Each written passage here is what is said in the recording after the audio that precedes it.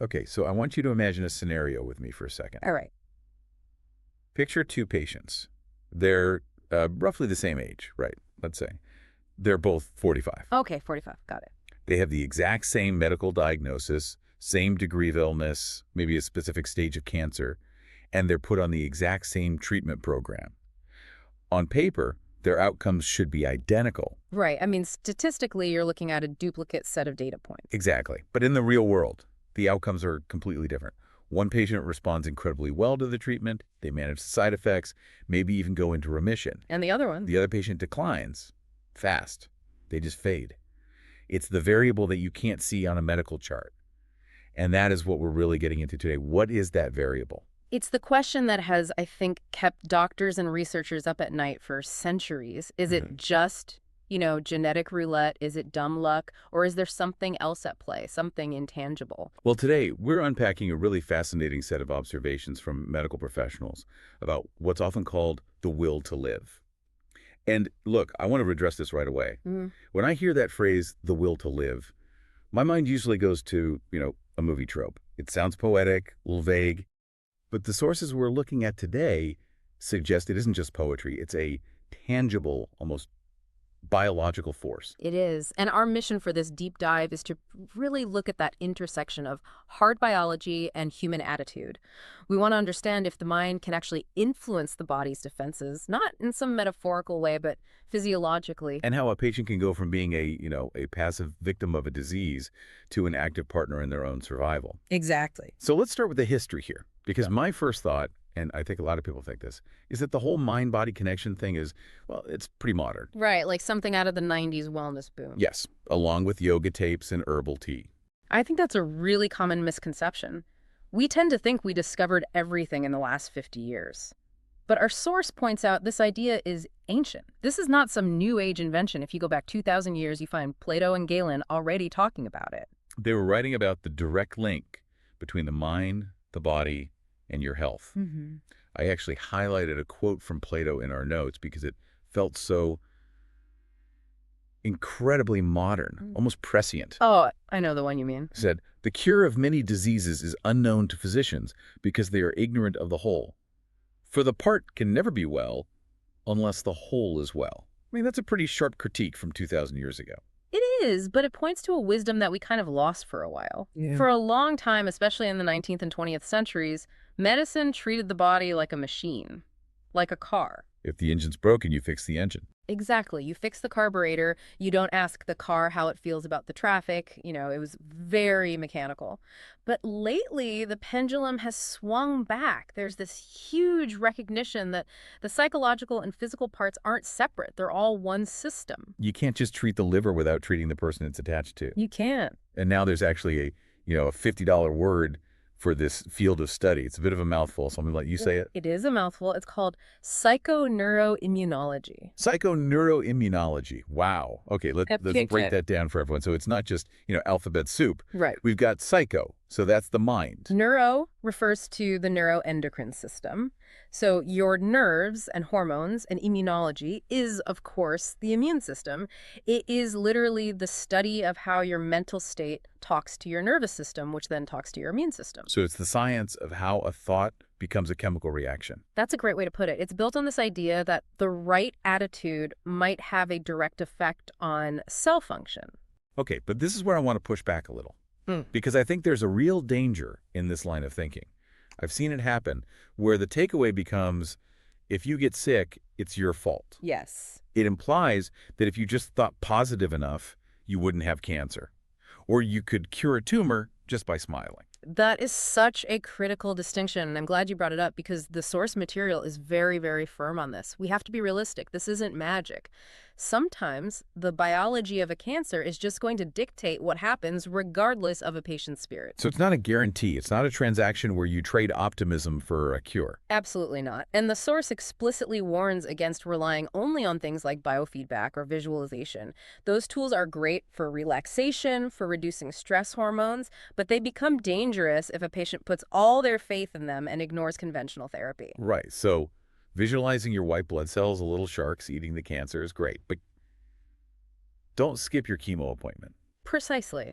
It's not mind over matter. It's more that patients with positive attitudes seem better able to cope with everything and may respond better to therapy. You're just trying to stack the deck in your favor. So let's look at what this actually looks like, Hmm? because the will to live still sounds a bit abstract. The Yeah. source gives a specific case study that I found just incredible. It really grounds the whole idea. Yes, the story of the 29-year-old woman. A mastectomy at 29? I mean, that is just so young to be dealing with something that heavy. And her prognosis was not good. By the time she was 31, it was advanced stage 4 cancer. We're talking massive involvement in the liver, bone, extensive metastases in her lungs. Medically speaking, statistically speaking, the odds were completely stacked against her. Completely. Most doctors looking at that chart would predict a very short timeline. But, and this is the amazing part, 30 years later, she was still alive, still on chemotherapy, sure, but living an active, functional life. 30 years. I mean, that's an extreme outlier. Okay. Sure. And when they asked her about it, she didn't point to a drug or a doctor. She talked about her philosophy. She said, quote, "I never got out of bed feeling sick." Which is such a powerful way to frame it. Right. She knew she'd feel sick during the day, nausea, pain, all of it, but she never started the day that way. She said there was a lot I was fighting for. And she was specific about what, wasn't she? Very specific. Yeah. She had a 3-year-old child and what she called a magical love affair with her husband. Tangible things, real anchors in the world. What stands out to me there is how active her mindset is. And the medical professionals in the source, they noticed this pattern. They found that patients who survive against the odds, regardless of their background, rich, poor, educated, not, they all go through this similar psychological process. They make a conscious decision to live. A decision to live. And it sounds so simple, but I imagine it's incredibly complex. It's not just, I don't want to die, right? Yeah. Because nobody wants to die. No, and that's a key nuance. Not wanting to die is based on fear. It's retreating. The decision to live is based on desire. It's advancing towards something. Wanting to squeeze more out of life. Exactly. And the source notes this strange paradox. The threat of death so often renews the appreciation for life. You'd think it would just bring panic or paralysis. It can, but for these specific patients, all the hypocrisy just fades. The bitterness dissipates. You stop caring about the petty stuff. The source mentions one patient who wrote about how the smallest pleasures became intense. Feeling the sun, hearing birds, that kind of thing. It's like the volume knob on life gets turned all the way up because you don't know when the song will end. That's a perfect way to put it. But unfortunately, not everyone reacts that way. And this brings us to one of the most fascinating and honestly kind of terrifying analogies in the source material.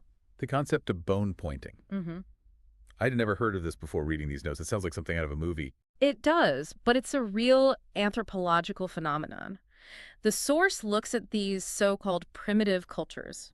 In certain tribes, there's a practice where a shaman, a witch doctor, points a bone at someone. And that's a curse, right? It's a death sentence. It is a social and spiritual execution. And the observation is, if the person believes they've been cursed, they react with this paralytic fear. They literally scare themselves to death. Essentially, yes, they withdraw, they stop eating, they succumb to a self-willed death because their mind is convinced the end has arrived, their body just shuts down. And the argument is that we have a modern equivalent of this in our sterile, high-tech hospitals. We do. Think about it. A cancer diagnosis can act just like the bone pointing. You have an authority figure, a doctor in a white coat delivering a verdict. If a patient, out of fear or ignorance, sees that diagnosis as an unbreakable death sentence, the body can just turn off. So the curse is only effective if the victim believes in it. Exactly. If they believe there's no hope, they unconsciously fulfill that prophecy. The fear paralyzes the very mechanisms they need to survive. That's terrifying. Yeah. But if you flip that logic, it means you have the power to break the curse. You can reject it. That's the argument. And it often comes down to risk. The source talks about being willing to take a risk. They give an example of a patient who fails a first course of chemo, then a second, then a third. And someone who accepts the curse might just stop there. They might say, well, the bone was pointed, it's over. But the patient with the will to live tries the fourth one, and sometimes that fourth one works. Just the willingness to take the risk generates hope. It changes everything. It's about moving from being a helpless victim to an active partner. Yes. Let's unpack that. Okay, Victim to let's- partner. Because what does that actually look like for someone sitting in a doctor's office? How do you stop being a victim? Well, a victim waits to be told what's going to happen to them. They're passive. A partner educates themselves. They share responsibility with the medical team. This partnership is all about open communication. When you approach the disease with this aggressive fighting posture, you're not just a body in a bed anymore. You're a participant. You ask questions. There's a really interesting social dynamic to this, too. The source talks about how patients can control how other people treat them. You know, how everyone starts walking on eggshells around you. The pity face. That's so common, and pity can be incredibly draining. It just reinforces that victim identity. The source suggests the patient has to be the one to set the tone. Almost be matter of fact about it. Right. If you explicitly say, here's what I want to talk about, or, you know what, I don't want to talk about the illness today, tell me about your job, people relax. You put your family and friends at ease. You're training them how to treat you. And there's another layer to this that I found really touching. It says one of the best ways to strengthen your own will to live is to help other people. It relieves that sense of isolation. Cancer can be so lonely. But when you share your frustrations or help someone else with their problems, it creates a shared strength. It reminds you that you still have value. You're not just a sick person. You're still a friend, a parent, a helper. That feeling of being needed, it feeds the will to live. It really does. So we have the biology, the psychoneuro, whatever. Psychoneuroimmunology. Right. We have the attitude breaking the curse. We have the social dynamics. But the source says there's one ingredient that's more vital than all the others, and that's hope. Hope is the fuel. But we need to define it, right? Because hope is another one of those words that gets thrown around like a greeting card slogan. Just have hope. Yeah. How does the source define it in a medical context? It defines hope not as a guarantee of a cure. That's really important. Hope is not denial. It defines hope as the emotional state that motivates a person to keep living. It's the drive to accomplish things. It's having a future tense. And the consequences of losing it are pretty stark. They are. The source says that without hope, the body just turns off. It describes depression in this context as a state where the future seems cut off.